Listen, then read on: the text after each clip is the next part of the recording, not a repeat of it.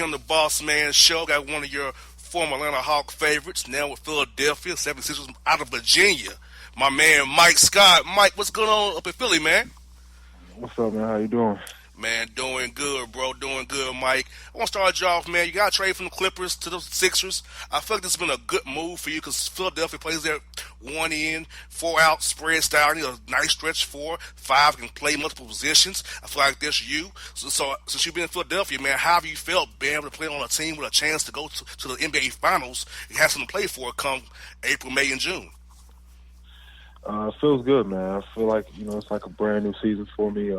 Enjoy being here, enjoy being around the Philadelphia fans, the people, the organization.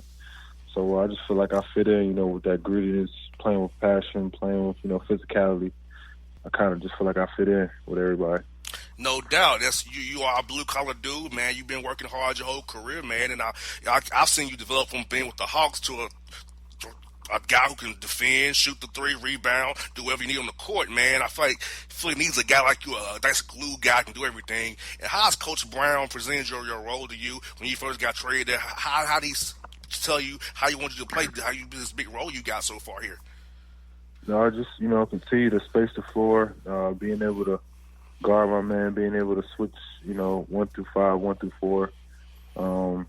Just play free, just play my normal role.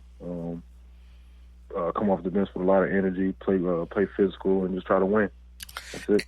And Coach Brown has a great philosophy. He's a real, very positive guy. As all the coaches you had in your career, how has he been for you just for how his demeanor, how he's positive, how he approaches film study, how he uses you guys? I feel like this guy's a great coach, man. He's good for good for players. Yeah, he's a great guy. And, he's been here so long, so they've been, building and trying to, take it to where they have it now. And, like I say, he's a philosophical guy. He's very positive. He gets on you when you need to be. But for the most part, man, he's a great guy. Keeps it real, keeps it honest, doesn't bullshit you, and that's what I like. Yes, indeed. No, Mike, think about this, man. Like, you guys have got all different players, Tobias Harris, Jonathan Simmons, yes, Jimmy Butler. So trying to jail all these guys together who worked on the team in training camp here in the NBA schedule, as a lot of fans know, a lot of it's film session and shoot arounds for you guys. So pretty much you're practicing on the court to get that chemistry with each other. So how is that going for you with the season winding down here the next 4 weeks here for the playoffs start? It's been all right. You just got to use your basketball knowledge. We're all vets. We all know how to play the game. When as the playoffs come around, a lot of plays, they start to, slim down. You remember just playing basketball out there. So you just got to use your skill, use your knowledge, and it's not a lot of practice time. So you just basically out there winging it and, just going off the field.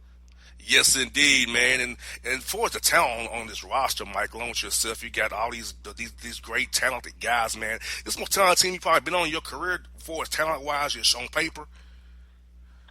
Yeah, it's up there. I always, that team, my fourth year. Was it my fourth year? My third year where we won 60 games.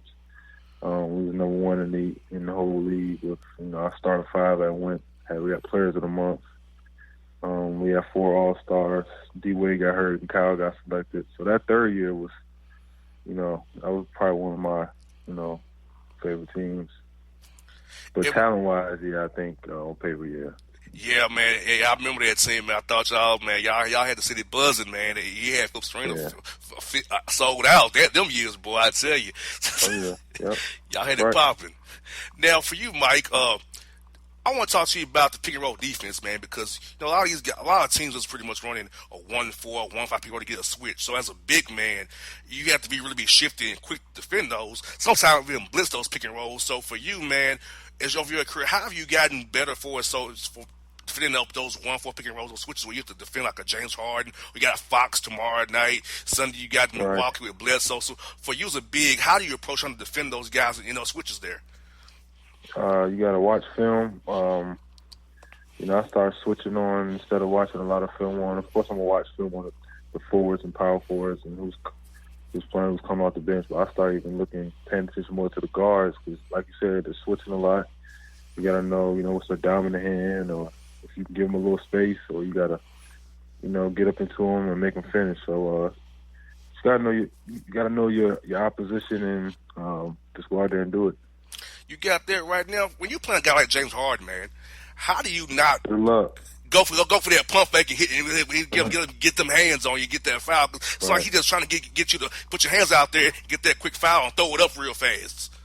Right, man. He's mastered that. I mean, nobody can stop it. So, I mean, kudos to him. Good job for him. No doubt, man. I love what your boy Ben Simmons does. I mean, have a dude 6'10", leading the break, man, getting you guys spread out, finding you in the corner, Redick in the corner, hitting Jimmy, Tobias. I mean, my goodness, just think if Ben could get that with y'all, him jacking up threes with you guys, man. It'll be crazy how the time just see how you all play together, Mike. It's wonderful to see. Yeah, he's continued to work on the shot. I see him work. Off days he's coming in working on his 3-point shot. But, I mean, what he does for us is, he's a great passer. He's a one-man fast break. He's an underrated defender to me, and he's great, man. He got bounce. He got the swag. So he's great for us. Now, Mike, you in a three-way battle here for that third seed in Eastern Conference. Indiana's right behind you guys. You play Milwaukee on Sunday. You got Sacramento tomorrow night as well. Boston right behind you guys. So as you all look at these next few weeks, it's very important you get that 3 seed for you guys and keep that focus. So Indiana, without Oladipo, is still in the mix. They got Wes Matthews in the buyout market. You all still got them right there with you. So how you feel about that race between you, Boston, and Indiana so far, so y'all can get that nice home court in the first round and play Toronto rather than play Milwaukee in that second round of playoffs there? No, I don't really try to look towards the, if you try to just, look who we got up next, take care of Sacramento and go from there. But, all we got to do is just take it game by game and just win. Easier said than done, but if we just do that, everything else will take care of itself, with seedings and rankings when we play in the playoffs. Just take each game by, one by one, then just win. No doubt, Mike. Like you said, man, take it one day at a time. Like you said, man, you guys got a lot of talent there to get the job done. I want to go back and take you to your team in L.A., man. I mean, y'all guys scrap. I saw y'all came to Atlanta and came in there and beat the Hawks, man. Lou Williams came off the bench doing the Hawks that night. You did your thing, and you knocked out them threes, bro. You had Ryan Cameron saying 3 for you, man. Doing your thing. I had like 6 of them. Yeah, you were on fire. I said, come on, Cam. Mike's got the 3 call. Go on, do it. I know you want to. but your boys out there in LA are still balling. They traded you away to Tobias away, man. So you guys still ball. You guys are still balling. So what about what Doc is doing with those guys this year and your boys back in the Clippers still? Man, this is, he got to be in the runners for head coach. He got to be up there. His name got to be up there in them votes. When it comes to rankings and awards and top coaches of the league, he got to be up there. But he just got a group of guys who's bought in to the system, and they all play for each other. And you know what Pat does on the defense end. Shea's bought in, and he's starting to do good. And we already know what Lou do. And then Trez is playing like one of the most improved in the league. So man, they got a great group of guys. Everybody's bought in and playing together, and I know I'm not surprised. So now for you, Mike, you've been in the league a number of years, man. What is your favorite arena to play at when you're out on the road? Where you love to go to and make them shut up? Knocking out your threes. Make them threes. I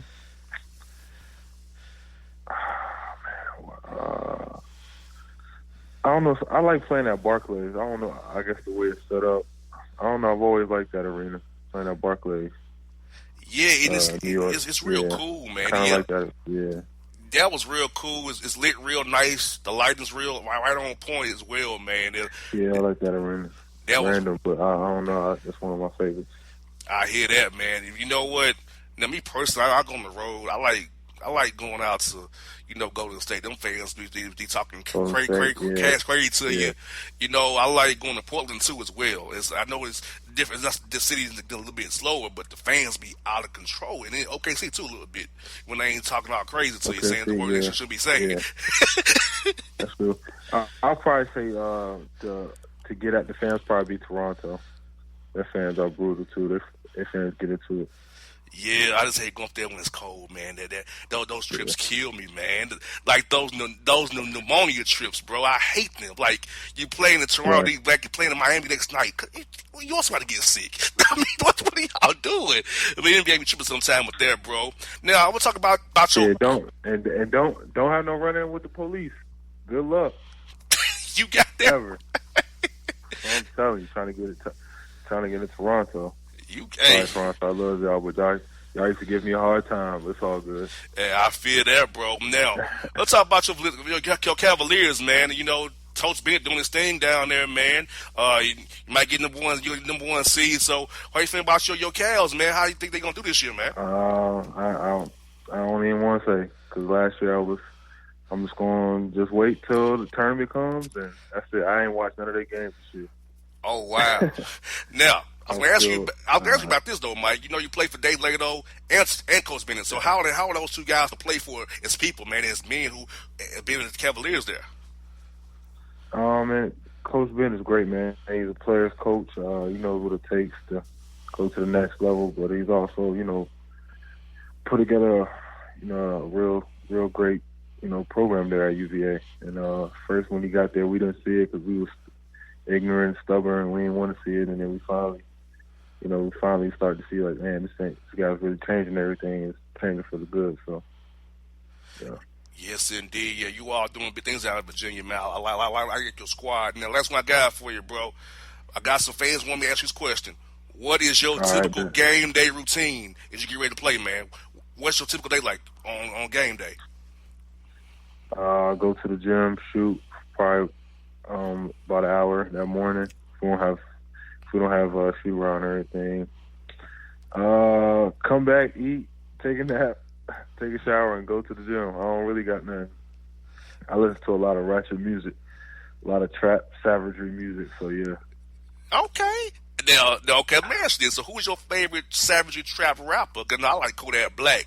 I'm on that ZZ. Yeah, Kodak. Oh, Kodak NBA like Youngboy. Future. Future. Yeah, Youngboy nice. I like Future. I listen to Gunna. I listen to an artist from Atlanta named Psy Baby. You really don't. A lot of people don't really know. Pull up on a stick. So, yeah. Let them hit. Yeah. Yes, my indeed. partner. Yeah, he's nice too. So that's what I be listening to. Now, bruh, when I'm going to State Arena, bruh, I'm banging in the car. I'm hitting Put a Date On It by Young Gotti. Yo Gotti put a date on it. Man. And I'm putting. Okay. I got drip for sale. I got drip. Oh man. I'm hitting them when I put State Farm, so I'm playing. Say like It don't feel weird calling it State Farm Arena. Like, man, that's Phillips, man. It is, bro. Feel weird, right?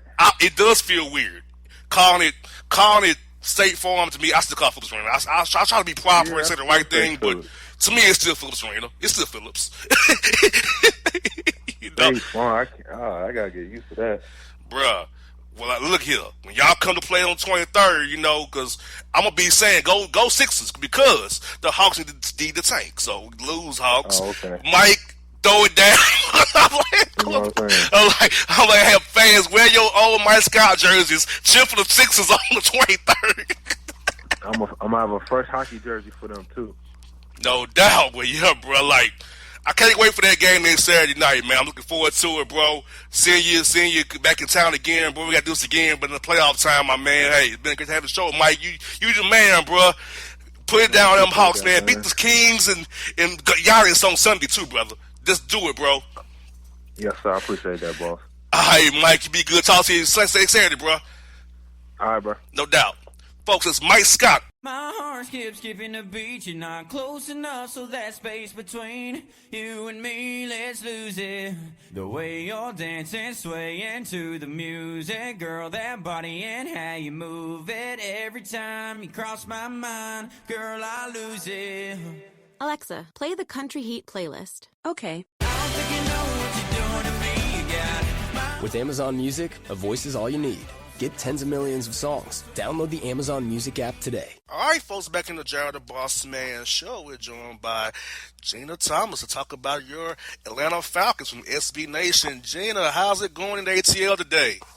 It's going great today. Thanks. How are you? I am doing wonderful. Cannot complain a bit, and happy about our Falcons making a few moves today on the line here, signing two guys today, and releasing Ryan Strader as well. So, how you feel about the moves that Falcons have made today for us to try to screw up that line that we know need a little bit of improvement next year? Yeah, I think that one thing that's really interesting is when you just look at the size of the two guys that they signed, James Carpenter and Jamon Brown.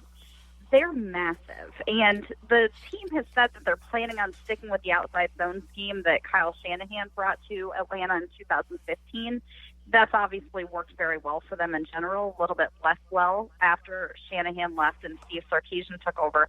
But I think that signing these two big guys really probably signals that we are going to see a change. Probably reverting back to more of the type of scheme that Dirk Cutter ran when he was with the Falcons before. And so I think that that's interesting. As far as Ryan Strader, Strader has been great for the Falcons over the whole of his career, and especially when you consider that he was an undrafted free agent out of Valdosta State. He was really one of the league's better right tackles for a stretch there. Last year, I suspect he was probably playing through some nagging injuries, and it hurt his quality of play, and I think also adapting to a new right guard beside him, I think that probably impacted it also. I'm very sorry to see Strader go, but considering the way that his play declined last year and how much he was going to cost the team and their overall cap situation, I think it's a necessary move. Yes, and Gina, maybe you agree with me, because I'll say his last year to the Atlanta Ledbetter and Von McClure. I'll tell you these. I think the Falcons only had a few running plays last year. It was outside zone, inside zone draw, and a toss crack. It's only 4 plays I could diagnose last year that the Falcons ran.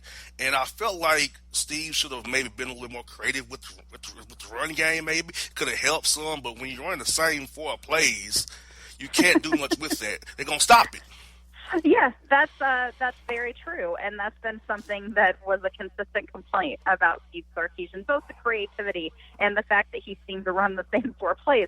I mean, if it doesn't work for you to run Tevin Coleman up the middle on every play, maybe don't run him up the middle on every play. Try something different. It seems like that would be a logical conclusion, but it didn't work out that way for Atlanta. Now, we have Grady Jarrett on a franchise tag. Matt Ryan redid his deal, restructured $8 million of his contract. So, are the Falcons just buying time with Grady Jarrett to work out a long-term deal with him? And how does it affect Julio Jones' contract? Because Antonio Brown got his money. Other guys want their money, and I'm pretty sure Julio wants to be the highest-paid receiver in the NFL. At least for a short time being. It's going to be really interesting, and I think that, a lot has been made of Ryan just adjusting his contract. That was actually a clause that the team put in the contract, which is very common. Contracts are usually team-friendly, not player-friendly, so they just activated this clause so they could free up some space, which is good that they have the option. Matt Ryan's still making plenty of money. Nobody needs to worry about him feeding his family. I think he'll be fine. Yeah. And then as far as Grady, yes, they placed the franchise tag on him. It is the non-exclusive tag, which I think was probably a concession to Grady to allow him to negotiate with other teams. There were reports that Grady denied, saying that he was looking for Aaron Donald money. Grady Jarrett is great. He's really incredibly valuable to this defense. His skill set's incredible, especially considering where he was drafted. So he's very important to the future of this defense, but Aaron Donald is a generational player. I don't think Grady Jarrett is going to get Aaron Donald money from anybody, even teams with a bunch of cap space. So the fact that he'll be able to negotiate with teams, if he agrees to terms with another team, they have to give the Falcons, I believe, 2 first-round draft picks. So it seems like a win-win situation, and it does buy them time to hopefully work out a long-term deal with Grady so that it's not even an issue. Yeah, I love Grady to death, but he's not Aaron Donald. He's just not. Aaron Donald is the only Aaron Donald in this league, and I mean, he is phenomenal. And I feel like it hurts Grady to a degree, Gina. This last year defense was hurt, and kind of had holes. Grady Yeah. really couldn't stop plug the holes per se, Yeah. So that kind of tells me your value there. Yes. The middle was depleted last year. Of course, we all know that from losing Yes. both your safeties, losing Deion Jones. Grady was out in for a while, and when he Yeah. came back, it really stop the bleeding. So I feel like that hurt his value too because he's a good player. He's a great piece to have, but he's not somebody's gonna plug up holes for you and make things go around no matter what the offense does. Right, and this is not any shade at Grady at all because I think he's wonderful, both on and off the field. He's a great guy, but I sincerely doubt any team is going to be willing to give up 2 first-round picks for him to sign him, and so I think that it does leave the Falcons in a good position to get something worked out. Now let's turn to the other needs Falcons have on defense. The Falcons gonna sign some guys for the line, or they're gonna try to do that in the draft, and they're gonna try to get maybe another corner because you cut Alfred, you're not bringing back Poole, I don't think. So it's gonna be a draft for free agent thing that Dimitroff and Dan Quinn and Arthur Blank are gonna do to make the defense look more better than last year. Because obviously we learned real fast that we don't have much depth behind our starters. Right, and I mean, thankfully, Deion should be fully healthy. I'd expect to get a fully healthy Keanu Neal and Ricardo Allen, hopefully, back. Achilles tears are really hard to come back from, so fingers crossed for Ricardo. But I think that, after letting go of Alfred, I think that they expect, I'm totally blanking on his name, but he was a draft pick last year. Isaiah Oliver. I kept thinking Isaiah Yes. Collins. I'm like, no, I'm mixing up him and Jalen Collins. That's not correct. It's been a very long day. I understand. So I think they expect Isaiah Oliver. I think they're happy with his development. They expect him to be able to slide in there as the other outside starting corner. And we saw last year the emergence of Jamonte Casey. If you lead the league in interceptions, it's pretty hard to justify keeping him off the field. And so I think that made Poole expendable because at that point they just have too many defensive backs. I don't think that, Poole is a great player and somebody that I've really enjoyed playing. I know that right now he is flying to New York to meet with the Jets. I think that there will be a market for him. I think that just considering the Falcons' cap situation and what his market likely is and the other players they have on the roster who, like I said, Casey in particular, they cannot justify keeping him off the field. So I think that that's the thing. But I think that we can't expect them to look to target a cornerback because they're going to need to build out that depth sometime in the draft, most likely. Now, would Darian Quinn use Bleedy Ray Wilson as a kind of like a Casey, as a safety, cornerback kind of a guy? Because I feel like he could do both if you allow him to. Yeah, I think that we saw last year that he can do both. He's always been a ball hawk. He was tied for second in the NCAA in his final college season with, I think, Marshawn Lattimore out of Ohio State, who, was one of the top picks that year. He was just phenomenal. So I think that we certainly saw that in action this year. And he played safety effectively. There was a little bit of a learning curve, but he adapted to it nicely. And so, I think that we could see him as kind of a slot guy and, kind of a hybrid safety situation. I think that it could work out really well for Atlanta. Now, on the offense side of the ball, Devontae Freeman, how's he progressing with his injuries? And I'm pretty sure Tevin Coleman is gone, so that means more of Ito Smith. So who are they trying to bring in as that third back behind Ito and Devontae Freeman next year? I believe they still have Brian Hill on the roster for this season, so he is a possibility. He looked okay when he was forced into action, later in the season. And it would be nice to see them be able to get some value out of him after they did spend a draft pick on him, even though they cut him and he landed with Cincinnati for a while. So that's a possibility. I think that we could also see them target, one of these lower priced free agents. That's a possibility. We'll probably wait a few days and see how that market shakes out and see who's left and who might be able to help the team. And I still think the draft is always a possibility. They have a lot of picks this year. They've got, a couple of conditional picks. And they're actually able to trade those picks now, so they might plan to use those as capital to move up and get guys that they want. But with so many needs on the roster, I think they'd be just as wise to stand pat and target positions of need. And running back is probably one of those. Bringing in another guy to compete to fill out that depth chart this offseason is probably a good idea. And on wide receivers, I know Mohamed Sanu is making some money.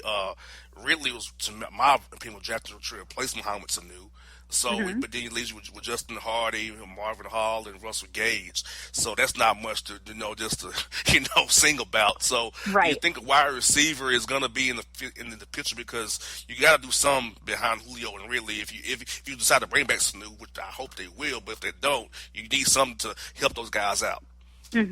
I think that they will keep Sanu, and then of course, with Ridley's development this year, which was very impressive for a rookie, it's very hard to adapt to the wide receiver position at the pro level as a rookie, and so he was just spectacular. So I think that they've got a good core group of the top three. Justin Hardy is a free agent. I don't expect him to re-sign with Atlanta, but we will see.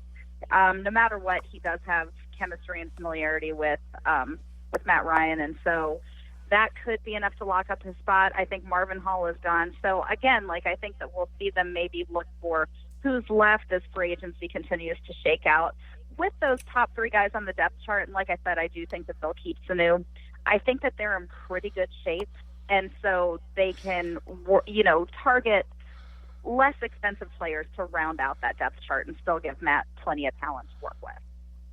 Now, I'm not going to lie to you, Gina. I was very surprised they let it go money Matt Bryant for Tavecchio. I mean, I know Tavecchio did a great job in Matt Bryant's absence, but let go of Matt Bryant kind of made me like, oh, really? We're doing that? For Tavecchio, he struggled in Oakland when he was the guy. So what were your thoughts on that move? Well, I was disappointed just because Matt Bryant has been an institution in Atlanta since he came here. He's been so reliable. And, look at the Bears, look at the Bucks, look at all these teams that have had problem kickers who get in their own heads and go through phases where they can't hit anything. That was never Matt Bryant. If he missed a kick, you knew he was probably hurt, because otherwise it just didn't happen. And so I think that Tavecchio played well. I understand from a cap perspective why they did it. I understand from an age perspective why they did it. But I don't know that's the right call, and I think it's time is going to tell. But Matt Bryant was just so incredibly reliable, and I think you cannot overvalue a reliable kicker, because you see how many teams lost games based on their kickers. I mean, the Browns last year probably would have had a winning record if they had had a decent kicker earlier in the season. And so, I think that we're going to have to see how it plays out. Maybe the team is right about it. I get why they did it, but I was not happy about it either. Well, that's what I got for you. Is Coach Quinn's staff. He's fired all his coordinators. He's taking over defense. You got Dirk Cutter, Mike Mularkey on the offense side with Coach Ra. You got special teams coach. You got the game management coach now. So, to me, Arthur Blank is saying, Quinn, you got one more year to prove yourself, or we're going to move in a different direction from you and Thomas Dimitroff if it doesn't go well, because these are all your guys, man. It's on you. Yep. I think that you're right, and I think you can look at last season and you can look at the injuries and you can understand why it went the way that it did. But that doesn't, the NFL is not very forgiving about injuries or anything else. Everybody in the league has injuries. Everybody sees key players go down every year, and you just have to adapt. And even the players they brought in, we saw Jordan Richards running around out there like he had no idea what football even was.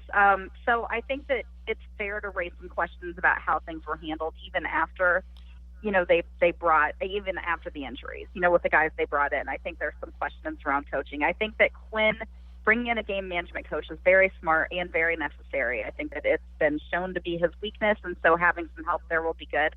But I think the team is absolutely signaling that the Falcons had better be competitive this year, or we're going to see some big changes next year. And one more I got for you off the Quinn question. Do you feel like the league is caught up with the Seattle defense, the cover 3 defense Dan Quinn plays, the cover 3 zone he plays? Is the league's caught up to it? He hasn't really evolved beyond that defense? Yeah, I think that we'll probably have a better idea about that this year when he's really running it. I'm actually really excited to see that. At this, I think that he's been more peripherally involved over the past couple of years, but now that he is going to be the de facto defensive coordinator and he'll be calling plays on that side of the ball, I think we'll see how much his defense has evolved. I think that the most successful coaches in the NFL are guys who understand that the game is always changing, and that if they want to compete, they've got to change along with it. You cannot be too committed to your own style of play. You have to see what other teams are doing and understand how you can work against that. And so it's going to be really interesting this year to see what Quinn does with this defense, because his talent as a coordinator is undeniable. I mean, the Seattle defenses that he coordinated were very good. And so it's going to be really fascinating to see how this plays out this year with him taking sole responsibility for it. Well, Gina, it's good to get you on the show. Hope to talk to you again around the draft time. We'll see what the Falcons have done in the draft. We can recap that. Hope you have a great week, and hope to talk to you real soon now, okay? Okay, thank you so much. Have a great day. You're welcome, folks. Gina Thomas here on the Bossman Show. It's maybe the night that my dreams might let me know all the stars are closer, all the stars are closer. Tell me what you gonna do to me. Confrontation ain't nothing new to me. You could bring a bullet, bring a sword, bring a morgue, but you can't bring the truth to me. Alexa, play Kendrick Lamar and SZA. Okay. Maybe the night that my dreams might let me know all the stars are closer. With Amazon Music, a voice is all you need. Get tens of millions of songs. Download the Amazon Music app today. All right, folks, it's back here on the Gerald the Boss Man Show. We're joined by Coach Brian Wardle. His team is going to the big dance. The Bradley Braves played 3 hard-fought games in 3 days and got the job done in St. Louis, winning the Valley's tournament. Coach Wardle, how are things in Peoria today, man? Man, things are great here. Things are great. The weather's warm and sunny, and we're ready. Everybody's in Peoria is excited about just our program and the opportunity we have coming up here in the tournament. Yes, indeed, Coach. This is the first time Bradley's been in a tournament since 2006. So first of all, what has it meant to the community in the past few days about you guys making it to a tournament? If you personally and your program, what does this mean for you? Well, I mean, it's been a long time coming. Anything worthwhile is uphill, and I think our program has improved every year. We built it from the ground up here at Bradley. I've had some great teams and great players, but just, when you're in a tournament setting, anything can happen. And when you're in a league that, unfortunately this year we're just a one-bid league. We'll probably have 2 or 3 teams in the NIT. It comes down to just executing the game plan and making the big plays in the big moments. And we were able to do that over the weekend. It means the world to our city, Peoria, our university, and definitely for my seniors who I've recruited, my first recruiting class, who have been with me for 4 years now. To have them go from the bottom to all the way to the top is a great feeling as a coach. And, Coach, I feel like this has kind of helped you out with this tournament. Being older, having older guys on your roster with experience that you play, and coming back in the second half of those games, each one of those games in that tournament, and winning by a total of 8 points altogether, I feel like the combination of your experience and your guys being through it, and the fact that at this time of year, those guys knew how to get the job done. They wasn't flustered by being down in the second half, and you guys punched your ticket by playing great ball when it mattered the most. Absolutely. You're spot on, because we do have some experience now for the first time. I think our first 2 years we were the youngest team in the nation, and the second youngest team in the nation in year 2. Year 3 we got a little older, but still weren't where we needed to be. This year we did. Our seniors stepped up, made some big plays, and then our junior point guard Darryl Brown from Memphis and our 6'8" sophomore Elijah Childs, made huge plays for us. So it was experience that played a factor, and we have been down. We lead the Valley in comebacks after halftime, being down at halftime and coming back and winning games, and we've had all kinds of adversity throughout the season, like a lot of teams do, but that's helped us mature, grow, and become stronger as a unit. And, Coach, I talk about this a lot when I talk to my guys here around town. So many college basketball teams around Atlanta, there are not high major teams other than Georgia and Athens. At this level, you have to develop your players. They have to be really good by the time they're juniors and seniors. You have to pick out a guy, if it's your program, that you can mold for 2, 3, 4 years, and hopefully that 4th year, at least by year 3, they're showing signs of when they're seniors, they can be world beaters. And when, just like I said, February and March, you've been older and experienced, you play on a young team that might get flustered, your guys won't get flustered. And I think this has proven your team is a perfect example of being older, the right time, player development, how key it is to programs being stable for years to come. Yeah, absolutely. I mean, I pride myself as head coach, my staff on player development and growth, not just on the court but off. But you're right. I mean, if you go play these teams that have lottery picks that are 18, 19 years old, you have a chance just out of experience and age. And we're not going to get a lot of those guys at Bradley. You got to get lucky in the recruiting scene nowadays. But we're going to take some raw talent with good heart, good work ethic, good intangibles, work with that person. I got a lot of guys playing pro ball. I got a guy in the Golden State Warriors right now that averaged 10 and 7 for me, but we always knew Alfonso McKinney, he played for me at Green Bay. He's best basketball's ahead. He's just a late bloomer. And we got to take some of those kids and develop them and then hopefully help them reach their dreams. Yes, indeed. Now I see Alfonso the 27th in Memphis when they played the Grizzlies down in Memphis. I definitely may tell him I had you on the show when I see him because I'm real close to Quinn Cook and Davian Jones on the Warriors as well. Oh yeah, that's great. Yeah, and I got a lot of guys who got drafted. It's Alec Brown, but they're all playing in the top divisions in Europe, making a great living with a degree. More importantly, they got their degree. They're high character guys, and they're going to be successful when the ball stops bouncing. And that's ultimately what we're doing here at Bradley's, preparing these guys to get to the NCAA tournament, win, be on the big stage. But more importantly, when that ball stops bouncing, what type of person are you? What kind of work ethic do you have? What kind of communicator are you? And hopefully I think we're helping a lot of our guys prepare for the real world. Now, Coach, as I looked at the Valley this year, it was like a lot of the teams were very close for us in record-wise. Went down to the last day for seeding and who's going to get what seed. So, overall this year, how was the Valley to you? I was looking in from the outside. I feel like it's very hard every night.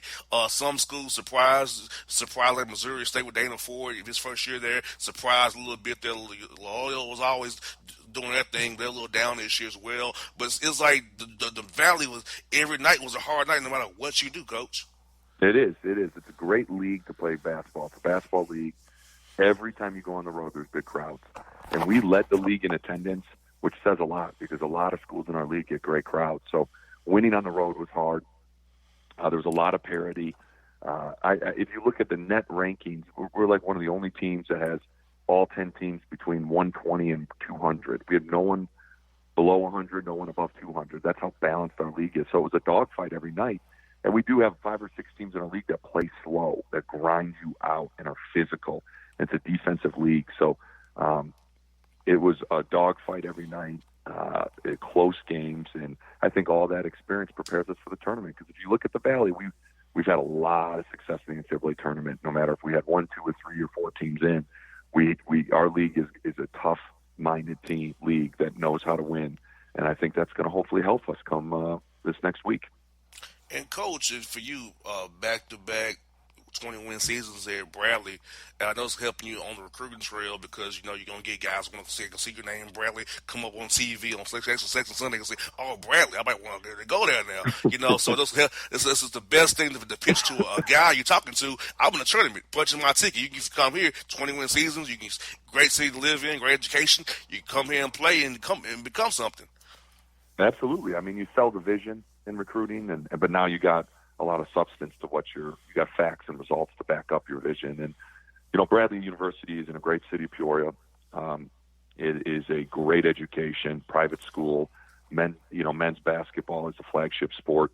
It's a huge basketball town, and you play in a great basketball league that can go win in the tournament. So I think there's a lot of positive things here for kids from all over the country, and we have guys from all over on our roster. So we recruit Illinois a lot, obviously Chicago and all that, but man, we're down in Atlanta. We're all over recruiting because we just want to find the best fit for our program and our city and our university academically. So it's a great opportunity, and I think for me as a former player and the way I coach, I'm going to have high expectations and standards for you. I don't think anyone thanks you for expecting little of them, and I expect a lot from my players. But our system is fun to play in, and I think it's a system that develops players and prepares them for the next step in their life. Now, for a lot of my listeners, coaches who are not familiar with your team as I am, who are some guys that really played key roles for you this year in playing special roles for your team to get you guys to the point you are today, being in the big dance come next week? Yeah, I mean, Darryl Brown is our point guard, 5'10" point guard, can really score. He was a all-Valley League player. Elijah Childs, our sophomore, 6'8" forward. He was all-Valley. Nate Cannell is a 6'6" shooter we got locally here within 30 miles of campus, and he was a sixth man of the year in the Valley. And then you've got guys like our seniors, D-Lo, Luke Van Bray, Luke Lundy, 3 seniors that contribute to us and provide a lot of just experience and solid, play and toughness and talk. And then we got size. We got a 6'11" Koch Barr, 7'1" Ari Boya, and then we got another freshman who's 6'6", Jay Sean Henry, who's been a kind of forward matchup problem and has really played well for us down the stretch. So we're definitely a team. Do we have star power? We do, but we are a very unselfish group, and we got everyone plays a huge role in what we do here. Now, Coach, with you went in the tournament early here, how do you balance staying sharp versus rest? Because you never know, you may get called to play in that first four, you may have to go date, and so how do you guys kind of plan that out when you're trying to get trying to make the plans from now until Sunday and beyond? Well, I think that's we factor all that in, but you need rest. So today and yesterday we rested. Tomorrow we'll get back in the weight room and have some team meetings and watch some film on our weekend, and then Thursday, Friday, Saturday, we'll get back on the court and just try to be sharp, and then take Sunday off and kind of see where we're at. I don't think we can take too many days off because we got to get our legs back underneath us, and we got to go gain speed, because when we do play again, it's such a long delay. We want to be sharp. We don't want to start and play the first half and not execute and be out of rhythm. So we got to find our rhythm at the end of the week and get a lot of shots up, and that's our plan. Well, Coach Warder, I hope you guys do very well. They've come on the show, and I'll definitely be cheering for you guys in my bracket because, I like to, how you have guys on the show and cheer them on all the way through this. Hopefully you guys can make some upsets happen and do the Valley probably like they did last year. The Valley going to be that school to lead upset everybody this year, hopefully again. Hey, we hope so. I appreciate you having me, man, and go Braves. Yes, indeed. That's Coach Brian Wardle on the Bossman Show. Till the tears run down from my eyes, Lord, somebody, ooh, somebody, can anybody find me somebody to love? Alexa, play hits from Queen. Okay.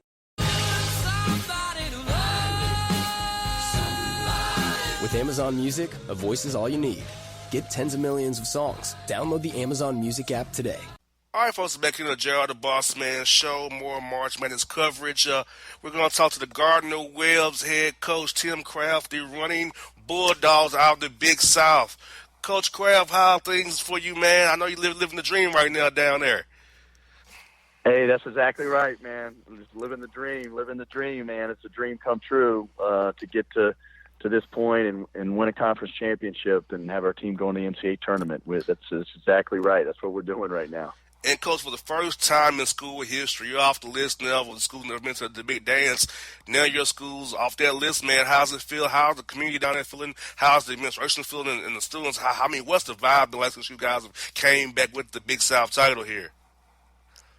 Everybody's fired up. Our community is really, really excited. It's as we kind of made it to the championship game, you started to feel how, from people in the community and former players, and how big of a deal this would be for everybody associated with Gardner Webb, and everybody's just been super excited. Our students are actually on spring break right now, so they were not here when we got back, but we're looking forward to them getting back here on Sunday to kind of celebrate selection show with us.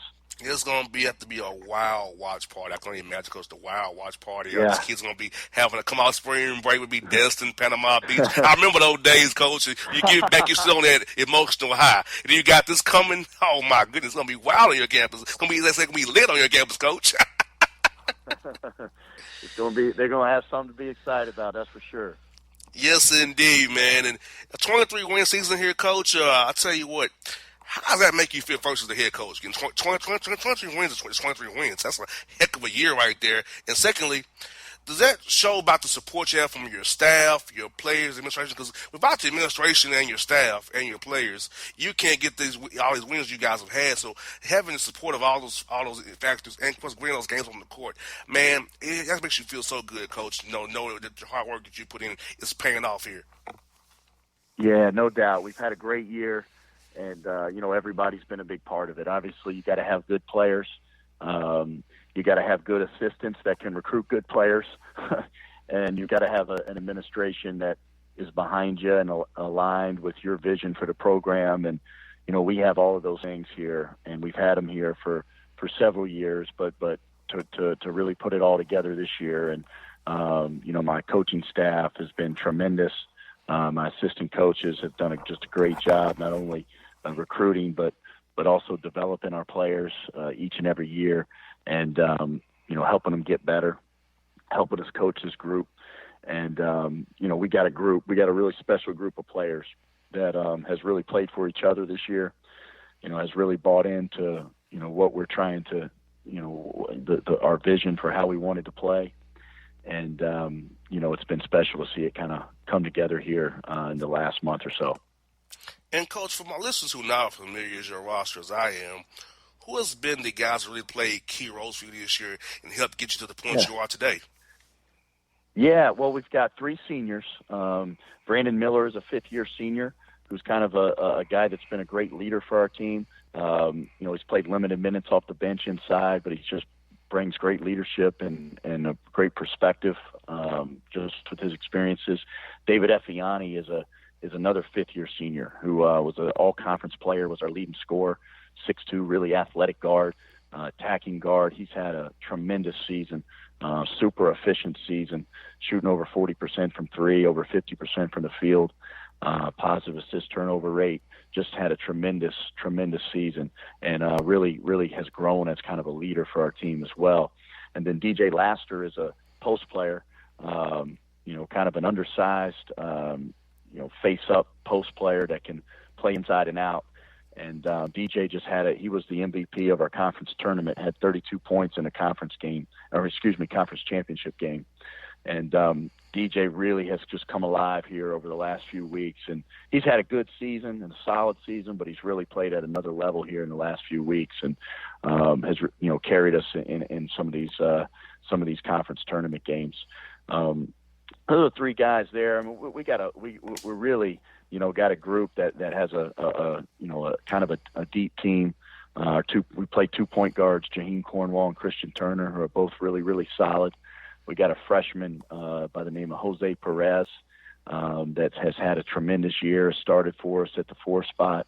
It's kind of a big wing that can do a lot of different things for our team. He can make shots. He can put it on the floor a little bit, and he's a terrific passer and can also post a little bit. So he's been a really, really good piece to our puzzle. And a guy named Nate Johnson, guard, redshirt sophomore guard, who's had a great season, averaging about 10 points a game, leads us in steals. And then we've got a couple guys coming off the bench, and Justin Jenkins and Eric Jameson, that have just been, guys that have really embraced their roles on this team, which how important that is. It's like you can have kind of the pieces to the puzzle, but how do they fit together? And we've had some guys that just really kind of own their roles, embrace their roles, have been all about the team, and that's made the difference for us this year. And, Coach, I feel like that's so key is embracing your roles. I remember when I played ball back in college, Coach would tell us our roles. Like, he would say, hey, JR, you're a shooter. You're a defender. He'll go one by one, tell each guy their role. Mm-hmm. You either accept that role, or you just wasn't going to be in part of the program. And I feel like that's part of player development too, as well, with guys, because you got to develop mentally, the mindset, to accept what they are as players, and accept coaching, where the coaching thinks they can go if they develop it the right way, put in the right work, getting up shots, getting in the gym, the classroom. So, Coach, how do you go about the player development piece, getting all the guys to get on that same accord and buy into the program development and individual development as well? Yeah, I tell you what, that's a great question. After it starts with us, immediately after, when you finish the season, now we start to move towards the off season with each player, and we bring each guy in. We have a detailed plan for them with, hey, this is who we think you can be next year. These are the areas that were strengths for you last year. These are the areas that were weaknesses. And here's where we think you can go, with both of in both of those areas, and the improving your weaknesses, improving your strengths, maximizing your strengths. And we kind of put a plan together and put a vision together for them in the spring, so that as we attack the off season, guys understand, where we think they can go, and skills that we believe they can develop, and how we feel like they can be used in our system. And hopefully that helps them attack the off season really aggressively and continue to get better every day. And then, as we get into the fall, it gets a little closer to the year, and you're kind of evaluating, where guys are at with some of those things. And then as you start to practice, I think the closer you get to playing games, the more you get to kind of narrowing the focus on what each guy's role is and how they can help your team. And, you might have had a plan for a guy to be a jump shooter, a good shooter, and work on that. But if he didn't really get better at that in the summer and he really wants to do that, all of a sudden by the time you get to, November, you've got to have a conversation with that guy like, hey, this ain't helping our team right now. This isn't strength for you. Here's your stats. Here's, what it looks like for you. You need to, attack these areas because this is where you're good. And that's one of our kind of keys to offense is play to your strengths, help your teammates play to theirs. But anyways, I think each guy, developing that vision for them. And then, I think it's really important that you get them to buy in to what your vision is. And like, we had our season this year, we played smaller. So we have a guy named DJ Laster, about 6'6", 220 pounds, kind of stretch four-man, can play inside and out. But because of the dynamic of our roster and, the way we wanted to play, he ended up playing the 5 for us. And, wow. We needed to get him to buy into that, and get him to see that, hey, this is how you can help our team here. And how it can be beneficial for you as well and beneficial for our team. And, he 100%, bought into that and was able to guard bigger players and really just fight and rebound and defend and protect the rim. And then on the offensive end, he was able to really, exploit some bigger, slower post players on the perimeter because he can make threes, he can put it on the floor and, can score in different ways. So, that's kind of a long-winded answer to your question. Oh, no, Coach, it was a great answer because, Coach, you took me back to talking to Coach Cy Alexander back at Tennessee State. He would tell me, JR, your job is to shoot threes and give me NGF on defense. I remember those talks. Right. Summertime. 3 and D. Yes, indeed. He said, work on off the dribble to your left hand. Off the dribble because you're good to your right, but punt fake off the dribble. So I would be about summertime playing. Took 100 shots, going around the cones, going around the chairs, working off the screen. Yeah. So my role at TSU was 3-pointers, NJF on defense, but try to get better off the dribble. So our coach me say that. I remember, and I feel like I was in his office today. I'm telling me these things with Coach Darren Tillis, Coach Jamal Brown, and Coach Mark Pittman, all those guys, man, who worked with me all at TSU those years. Right there. Yes, Yeah. indeed. Yeah. Yes, indeed. Great coaches. Yeah, no doubt. Yeah, that's good, man. Now, Coach, this exposure you guys are getting, I know it's going to help you in recruiting as well, Coach, getting guys who want to play for you because you make the big dance and guys will say, hey, if I go to Gardner-Webb, go out in the Big South, I'm going to play great teams like Radford, Hampton, Campbell, Presbyterian, Asheville's on the way back up as well. Other states are going to get better as well. So with Winthrop and Pat Kelsey, you have a great league to play in and you get to a tournament under your staff there. Yeah, no question. It obviously helps recruiting when you have success. And, we've had some sustained success in my 6 years here at Gardner-Webb, and, we've never had a losing season in the league. And we've had some great wins over BCS schools, and we've always been kind of right there with close to winning a championship. We've lost in the semifinals of our conference tournament 3 times, but to finally kind of punch through and, take this step forward to getting to the finals on Sunday, and then obviously winning and cutting the nets down. I do think that really, helps you in recruiting, and, players want to play in the NCAA tournament. That's what they want to do. And, for the last 5 years, we've been recruiting guys saying, hey, we're going to compete for a championship. This is how successful we've been. We've been, right there. We're one step away. But now we can say, hey, we've been able to do this here. And, I think that goes a long way to helping us continue to recruit good players. And, Coach, you feel like the Big South adding Upstate and Hampton to get you 4 schools in Virginia, 4 North Carolina, 4 South Carolina really make your league more balanced as well for scheduling and travel and just being good, period. It is. Yeah, no, that's a great point. But it is. It's got, the regional rivalries, and, the travel is really, really smooth and pretty easy to get to league games, which is nice. And those two schools are great additions, and I love the upstate addition for us because it's right down the road, and we typically we play upstate in the non-conference anyway, so it's great to add them. They're about 45 minutes away from us, right down the road, and they make perfect sense for our league, and then to add a program like Hampton, who has the history and tradition of being an NCAA tournament team over the years, and they bring just a great addition to our league as well. Yeah, I had on Coach Joyner, and I would talk to him about it because Tennessee State, we're the OVC. So we're kind of in his boat, HBCU school. It's not in a HBCU conference like the MEAC or the SWAC. I find it to be fun and different thing to play at bigger schools because when you're in the OVC and in the Big South, you get more money than you would be in the MEAC or the SWAC. So, of course, we play those games for money, but you get your brains beat in, but it was fun. And you get a better conference and you get better competitions. I told them on the air, I said, your players might hate it originally, but they'll love it down the road. They'll love it. Yeah. That's the guy who did it. Yeah. They do love it, man. They do love it. I mean, they love it. They we've really created some pride in going into those games and feeling like, hey, we can win these games. And this year we beat Georgia Tech and we beat Wake Forest in those guarantee games, and 2 years ago won at Nebraska, and then the year before that beat Clemson and won at Purdue. So it's been it's been able to, our guys love that challenge. They want to play against the best teams in the country and the best arenas in the country, and I think that's also something that helps in recruiting when you can show them where you're going to play. That's what I got for you, Coach. How do you balance rest versus staying sharp? Are you going to be watching film, maybe do some self-scouting here, maybe some lifting and shoot? So how are you guys going to go about this with these few days you have off? Yeah. Well, we did a little bit of all of that. We our conference tournament, our championship game was Sunday.